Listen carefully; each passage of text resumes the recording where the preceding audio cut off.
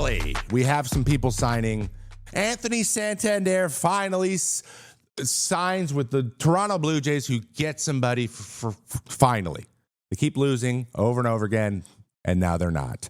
Toronto Blue Jays and the outfielder Anthony Santander signed a 5-year deal worth up to more than $90 million, which is pretty good. Less than we thought he would get, but in terms of years, pretty solid. He's going to slide in right behind Vladdy in the lineup and hopefully add some much-needed thump in an anemic lineup that added like Miles Straw and Andres Jimenez recently, which, no offense to those two, but pop is not what they're known for. So as Santander getting picked up is big. It's finally happened. He hit 44 home runs last year, and the Blue Jays, I believe, were like 27th in homers. So they need it real bad. But I don't think that's enough to get them out of the basement in that division. But we'll see. It's definitely a step in the right step forward for them. If they can like swing a Bregman deal or something, that would make a huge difference in my opinion.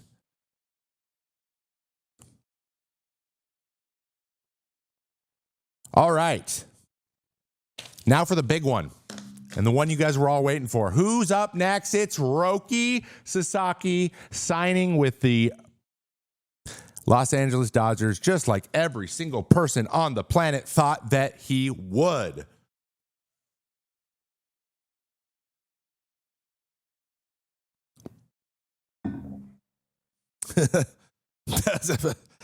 Okay, so Roki goes to the Dodgers. They were not the biggest prize pool. I say like it's an esports tournament, but they were not the biggest international pool out there. And it came down to some factors, but most people just think, oh, you're just going to join the best team, or, oh, there's other Japanese players, and you just want to be in that situation. But that doesn't seem to be the case, and I'm going to tell you why. Some really interesting stuff out there, right? Details on how the recruitment are happening now. Basically, the MLB, there's been the assumption that there's been a handshake deal between the Elote Marines in Japanese in the MPB and the Dodgers. Everyone thinks that like they were discussing this beforehand, and that's why they posted this guy, because there's not a lot of incentive to post a 23-year-old, especially when he's going to be a free agent in 2 years like Yamamoto. So obviously that looks fishy, right? Like, are they giving you something for him, or what's happening right now? Because you're not going to get the most value. Why would you let him go? Because us as a society, we assume that it's not actually possible. Right? It's not actually possible that the team just respected him and said he really wanted to go. And they're like, you know what? If you want to go, you want to go. We'll respect your wishes and wish you the best. Like, and they'll maximize their value, obviously, but it's just really hard for us to believe in this day and age that any sort of a corporate organization would do anything that would benefit their employee over themselves. But that could have happened. Now, I don't even know if that did happen, but if this went the way that they said it did, it kind of is what happened. So that is one issue here too. Also interesting was the Blue Jays brought in Dalton Varsho, Bo Bichette, and Chad Green to meet with Sasaki when he was in Toronto, kind of getting his pitch, which I thought was kind of crazy. First of all, that they all did it. That was pretty awesome because they really wanted him to come. But also, like, they really pulled out the stops for this guy. Even that Miles Straw, flipping over from the Guardians and picking him up because Miles Straw is on a guaranteed contract deal, was able to get them $2 more million in international pool to sweeten the deal a little bit. So they made that deal to then give it to Roki, which also said, who would do that without having at least like a nod that, hey, we're going to go there. If you can get me $2 more million, we're going to go there. Now they just have Miles Straw, who had 4 at-bats in the major leagues last year. So that kind of backfired on them too. But shout out to those 3 guys for like going and trying to get somebody to come help their team. That's something that I don't think everyone would do. I mean, we already know that Aaron Judge didn't call Juan Soto. So, like that's commendable, and I think it's awesome. But they really did pull all the stops. They're really sick. They're trying everything they can. They still didn't get their guy. But one other interesting thing was how detailed Sasaki was and what he was looking for. So this is interesting. This is a nice little tidbit we have here. Roki Sasaki asked each potential employer to explain the reason behind a vexing issue that lingered over his final season before a long-anticipated jump to the majors. Why did his velocity fall off? And you would be like, why did Roki ask them? It's because he wants to go to the place that can fix him, that can help him work through whatever hurt him, and whoever had the best solution to that problem. Big part of his decision. Guys, I got to give it to him. That is amazing. That is extremely astute. That is like, hey, when I have issues or if I can't figure something out with my knowledge, will you be able to help me in quickly? And the Dodgers like, yeah. And unfortunately, the Dodgers had the most money, but they also have probably the best pitching development too. If not the best, they're a top three. They're a top three, and they do their homework, and they are very prepared. You go to the Dodgers, you get traded over there, they have something they have a packet they hand you right when you walk in the door. Here's all the things we want to see you do.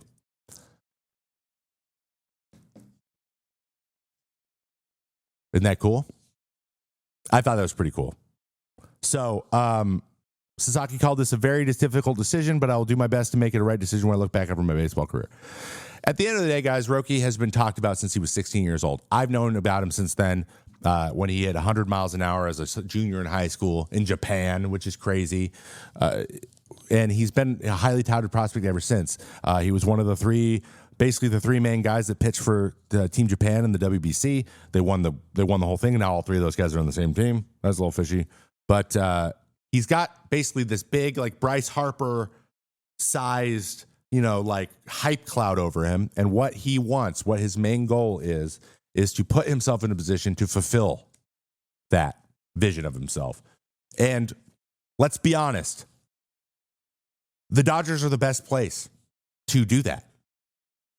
They are, like, just in terms of development, they're probably the best. It's like them, Tampa. Cool, we go play Steinbrenner. No one wants to do that, right?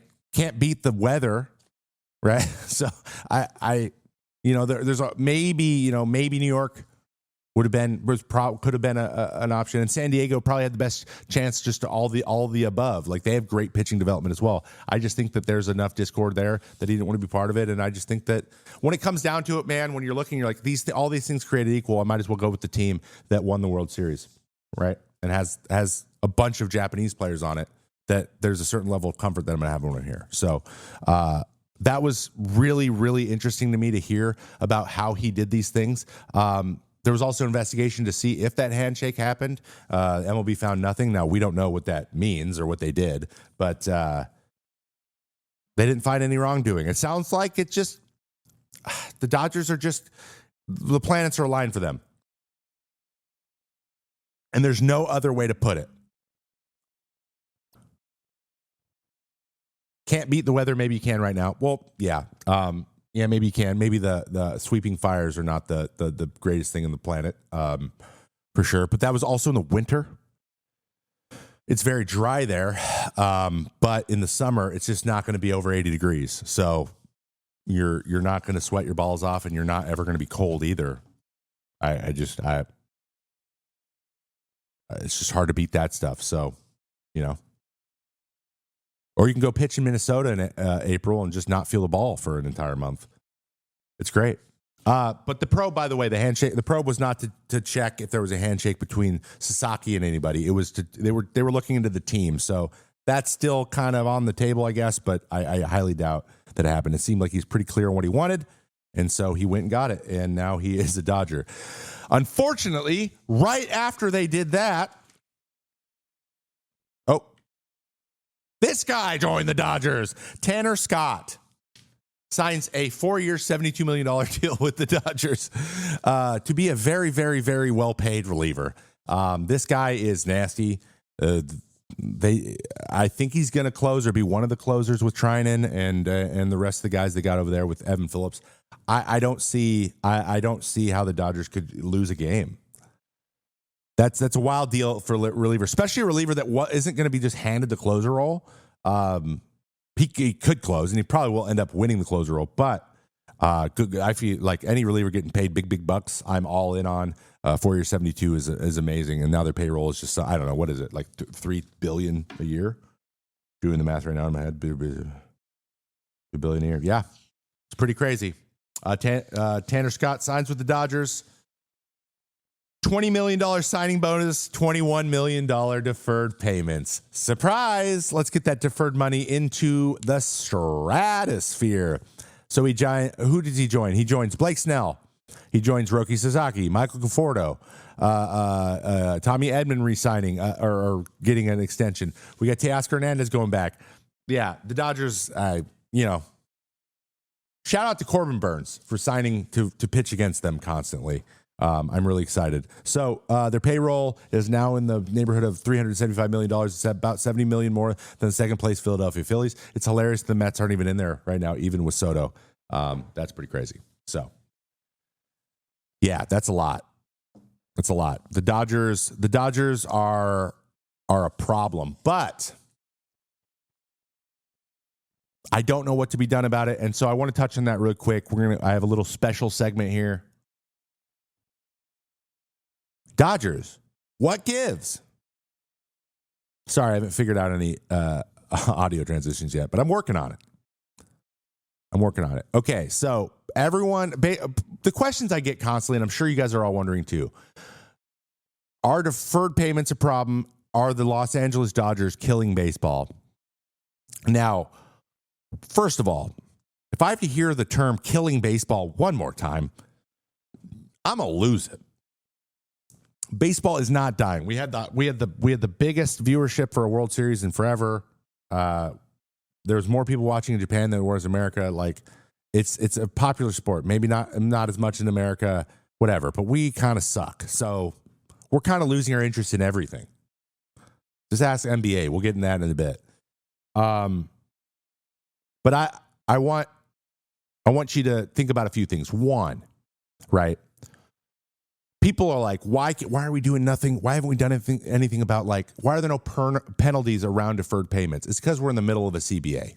That's why. The reason that the third tier of luxury tax, the Cohen tax, got added is because it was proposed during a CBA negotiation. They could actually put it in. Right now, they can't do anything about deferred payments. It just so happens that we're right in the middle, and the Dodgers are going to get away with this for a couple more years, right? Also, everyone can defer money, but it's super valuable.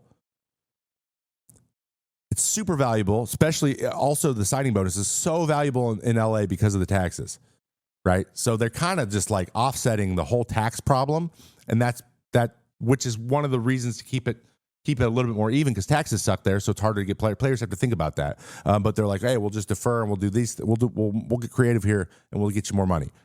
So there's a lot of flexibility there that might get shored up, and I think both sides kind of want to do that. I know that most of the other owners do, so don't be surprised if there's a deferment element added to the luxury tax kind of system here, where deferments have to be factored in. Now, why do we do deferments? Players usually don't want to do deferments because your agent basically, or your financial advisor, is like, get the money now, get the money as soon as possible, and then we will make it work in the markets to then make you more money long term. That makes a lot of sense to me. But deferred money allows the team to give you a bigger amount of money, and then get creative with their accounting and spread it out over years. So they don't have to pay as many taxes, and they can, like, their expenses can be kept down at certain times, and they can increase them at other times. It gives them a lot of flexibility to when they're putting things on the books, which it's usually for tax avoidance, but it is what it is, right? So if I hear the 2020 World Series doesn't count one more time either. Agathor, I have a question from you later in this show, so don't mess this up, okay? It does count. Do you know why? Because the playoffs were the exact same length. That's why. All you have to do is get there, and then the playoffs are a whole new thing. And they did. They won it when they have the same number of teams in the playoffs that there always has been. So I think it matters because they were going to get in the playoffs no matter what. Think about it that way. And you get to play for nobody, yeah. And there's no home field. Yeah, it was a tough one. It was a tough one. It was a free for all. So, do I think something's going to be done about deferred money? Yes. I think that it will be addressed in the next. It's going to be really interesting because there's going to be so many things happening in the next CBA.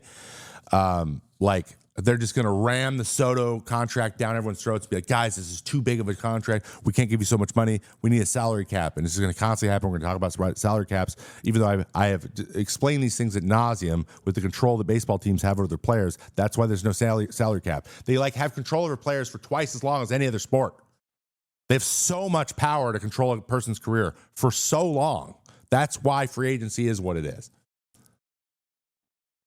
That's why it functions this way, right? So, is that going to get addressed again? I don't know. If that's thrown out there again, and it's just a non-starter for both sides. If a salary cap gets brought up, the players then go, okay, get rid of arbitration. You get to lose years. Then it's a non-starter. They will walk away from the table, and it won't happen. But if we start there, it's going to be a rough one, and there might be another situation where there's stoppage. But the thing is, I don't think Rob's going to do a lockout. I think the players would have to strike, and I don't think they would do that because judging by the 26-4 and the lockout vote that happened last time, which was still infuriating to think about. But I do think that it is going to get addressed. I do think that they do have a little bit too much of an advantage. Like, they have $1.2 billion deferred. The next highest is like 170. And even if you take Shohei out, there's still like 4 times the amount as the second highest amount. That there is something. It can't be just uncapped. So it's going to get addressed. I know this is going to be on the docket. If it isn't, that's fishy as hell. But I would expect deferred money get looked at, and I would expect there would be more penalties. And like, for example, if you have a certain amount of money over whatever, you can't sign an international free agent over a certain amount of money or something. Like, that would probably solve it so the Roki Sasaki thing doesn't happen again. So imagine if the Dodgers had $2 million to give him instead of $8 million. Would that have changed it? Maybe. That's a big penalty. But something like that's going to happen. So expect that to happen with the Doyers moving forward.